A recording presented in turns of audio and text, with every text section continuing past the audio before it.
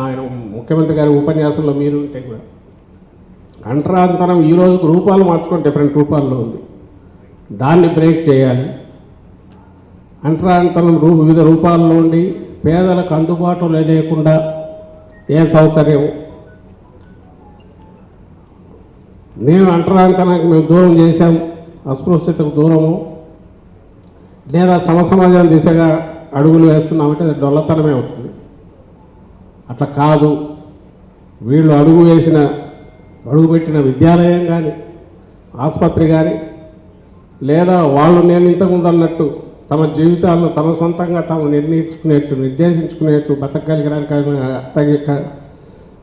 తగిన అవకాశాలు ఇవ్వడం కానీ ఇవన్నీ చేసినప్పుడే ఆ స్వేచ్ఛ స్వాతంత్రంగా వాళ్ళు ఎదగాలనుకున్నంత స్థాయికి ఎదిగేటట్టు హ్యాండ్ హోల్డింగ్ చేయొచ్చు, అవుతారు కూడా ఓవర్ ది పీరియడ్ అన్న విశ్వాసం ఏదైతే ఉందో దాంతో ఆయన చేపట్టిన చర్యల ఫలితమే ఈరోజు మనకు కనపడుతున్నాం.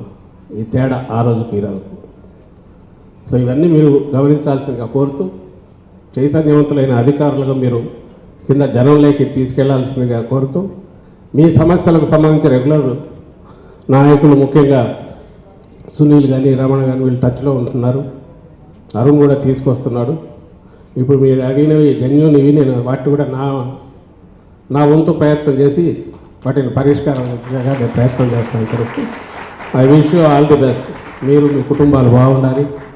మీరు మీ జాతి అభివృద్ధికి మీ శక్తి మేరకు మీ చుట్టూ ఉన్నవాళ్ళు మీ బంధువులు ఎవరైనా సరే కొంచెం కింద వాళ్ళు పైకి తీసుకోవడానికి ప్రయత్నం చేయండి.